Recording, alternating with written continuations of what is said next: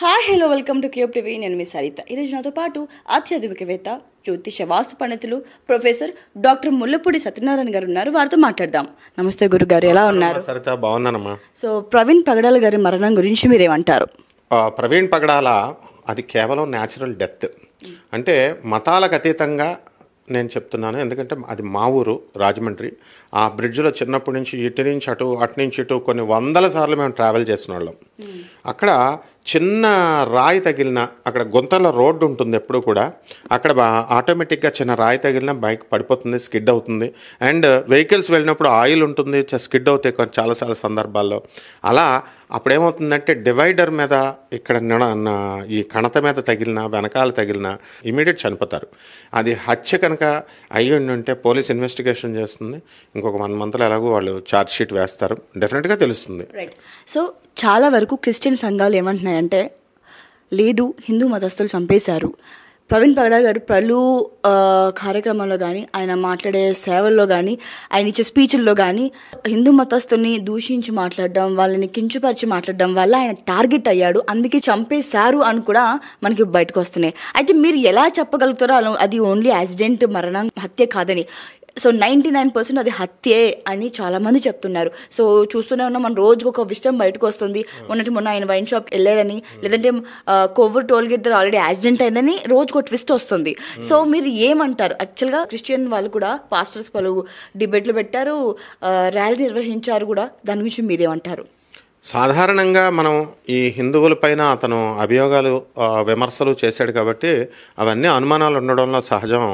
అయితే హిందూ ప్రవక్తలకి లేదా హిందూ ఈ పంతులు గారులకి వీళ్ళకి అంత సీన్ ఉండదమ్మా, చంపేసి అంత సీన్ ఉండదు. క్రైస్తవులు కూడా పాపం వీళ్ళకి అంత సీన్ ఉండదు. అందువలన ఊరికే జస్ట్ ఒకళ్ళనొకళ్ళు అనుకుంటారు అంతే. అనుమానాలు వ్యక్తం చేయడం, అల్లరి చేయడం, ధర్నాలు చేయడం, ఇవి చేయడం. పోలీసు ఉంది కదా అక్కడ కమిషనర్ ఉన్నారు, ఐపీఎస్లు ఉన్నారు, డీజీపీలు ఉన్నారు, వ్యవస్థ ఉంది, పోలీస్ సిస్టమ్ ఉంది. అది డెఫినెట్గా బయటకు తీస్తుంది. ఈ లోపల సరదాగా వాళ్ళు చేసుకుంటున్నారు, ఎవరి హక్కు రాజ్యాంగం ప్రకారం వీళ్ళకి వీళ్ళు చేసుకుంటారు, హిందువులకి హిందువులు చేసుకుంటారు. అందువలన హత్యలు ఈ అంత చేసేటటువంటి రాక్షసత్వం ఇంకా హిందువుల్లోనూ లేదు, క్రైస్తవుల్లోనూ లేదు, ముస్లింల్లోనూ లేదు. ఈ ఇన్సిడెంట్ జరిగాక ఇంతమంది క్రిస్టియన్స్ ఉంటారా అని కూడా చాలా మందికి డౌట్గా ఉండేది. అంతమంది బయటకు వచ్చారు. సో అందరూ రోడ్డు మీదకి వచ్చేసారు. సో ఆ రోడ్డు మీద జరిగిన ఆ 2 రోజులు మొన్న ఎక్కడ చూసినా ఇదే మ్యాటర్ నడుస్తుంది. సో ఓవరాల్గా క్రిస్టియన్స్ రోడ్డు మీదకి రావడం, వాళ్ళు మాట్లాడుతున్న మాటలు కానీ ఓవరాల్గా చూసుకున్నప్పుడు మీరు ఏమంటారు గురుగారు వారి గురించి? ఇప్పుడు నేను కూడా ఆంగ్లో ఇండియన్ స్కూల్లో చదివాను, railway mixed high school Rajahmundry. మా టీచర్స్ సగం మంది బ్రిటిషర్స్ సంతానం, క్రిస్టియన్స్ అంతా మా టీచర్లే. అలాగే ఈ హిందూ మాస్టర్లు కూడా వాళ్ళు చెప్పారు నాకు. అయితే అక్కడ క్రైస్తవ సంఘాల గురించి నాకు తెలియదు ఏముంది. పాల్ గారి గురించి తెలియదా, లేకపోతే అజయ్ బాబు గురించి తెలియదా, లేకపోతే మిగతా క్రిస్టియన్ బ్రదర్లు, ఆయన మన పేపర్ మిల్ దగ్గర ఉన్నటువంటి ఎంపీ హర్ష కుమార్, అతను కూడా మేము చిన్నప్పటి నుంచి మేము తిరిగిన వాళ్ళం. ఊరికనే వీళ్ళు చేసిన వేషాలను బట్టి వాళ్ళ ఆక్రోషంతో అంటారు. అలాగే ఇంకా రాధా మనోహర్ దాస్ చంపేశాడు, లలిత కుమార్ చంపేశాడు, లేదా కరుణాకర్ చంపేశాడు అంటే పాపం వాళ్ళు ఏదో హిందూ మతం గురించి ఏదో చెప్తారు తప్ప వాళ్ళు చంపేసే అంత సీను లేదు. వీళ్ళకి క్రైస్తవులకు కూడా అంత రాక్షసత్వం ఇంకా రాలేదన్నమాట. కాబట్టి ఇది న్యాచురల్ డెత్, యాక్సిడెంటు. ఎందువల్లంటే ఆ గోదావరి బ్రిడ్జి మీద మేము చిన్నప్పటి నుంచి రోజు కొవ్వూరుకి వెళ్తూ ఉండేవాళ్ళం. ఆ ఫ్యాక్టరీ ఆంధ్ర షుగర్స్ మాదే, అది మా బంధువులదే. అందువల్ల వెళ్తూ ఉంటాం, వస్తూ ఉంటాం. సైకిల్ మీద వెళ్ళేవాళ్ళం, కారులో వెళ్ళేవాళ్ళం, బైకుల్లో వెళ్ళేవాళ్ళం. పడిపోతారు, చనిపోతారు. అందువలన ఈ డివైడర్ కేవలము ఎందుకంటే మా మామయ్య గారు అబ్బాయి కూడా అలాగే ఆ బైక్ మీద తాగేసి వస్తూ అక్కడ గుద్దేసి వెనకాల ఉన్నవాడు షేక్ చేస్తాడు, లారీ అడ్డొస్తే. ఆ షేక్ చేసేయడంతో వీడు అసలు మామూలుగా తప్పిద్దుడు, బ్యాలెన్స్ తప్పి చనిపోయాడు, వీడు ఎస్కేప్ అయిపోయాడు. కాబట్టి అలా జరుగుతాయి. ఎందుకంటే రాజమండ్రి బ్రిడ్జ్ మీద గుంతలు ఉంటాయి అన్నది విషయం నాకు చిన్నప్పుడు నేను తెలిసే. గుంతలోనో మామూలుగా పడతారు. సో హత్య ఎన్నటికీ కాదు. సో మీరు అన్నది కరెక్టే, అది యాక్సిడెంటల్గా కూడా యాక్సిడెంట్ జరగచ్చు. అయితే ఆయన ఇందాక మనం మాట్లాడుకున్నట్టు మనకి హిందూ మతస్థులు చంపలేదని మీరు చెప్తున్నారు. అలాగే ఆయన కూడా కొన్ని స్పీచ్ల్లో మనుషులంతా ఒకటే, మనం ఏ కులానికి మతానికి అతీతం కాదు, మనని మనం మానవత్వంగా చూడండి, మనుషుల్లా చూడండి, కులంతో చూడొద్దు అని కూడా చెప్పారు. సో ఆ మాటలు విన్నప్పుడు, అలాంటి స్పీచ్లు విన్నప్పుడు ఆయన గురించి మీరేం మాట్లాడతారు? ప్రవీణ్ పగడాల గురించి 2 మాటలు మీరే చెప్తారు. ప్రవీణ్ పగడాల ఒక మేధావి. ఆయన క్రైస్తవత్వాన్ని, హిందుత్వాన్ని, ముస్లిం తత్వాన్ని మొత్తం సమానంగా చూసే వ్యక్తి, మేధావి కూడా. అండ్ ఖురాన్ గురించి అందులో ఉన్నటువంటి కొటేషన్స్ గురించి, ఎందుకంటే ఆయనకు హక్కు ఉంది. వాళ్ళ ఫాదరు మదరు ఒకళ్ళు క్రిస్టియన్, ఒకళ్ళేమో ముస్లిము.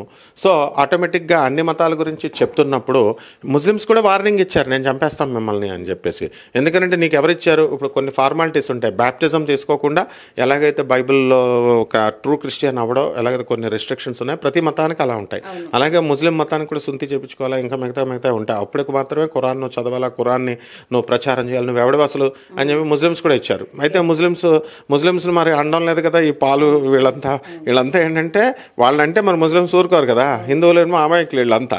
పాపం రాధా మనోహర్ దాస్ బాబు అని అంటాడు, కానీ తాళపూడి అసలు ఆ ఊరు ఎవరిది అనుకుంటున్నారు? రాధా మనోహర్ దాస్ పక్కన తాళపూడి ఊరు రాధా మనోహర్ దాసే.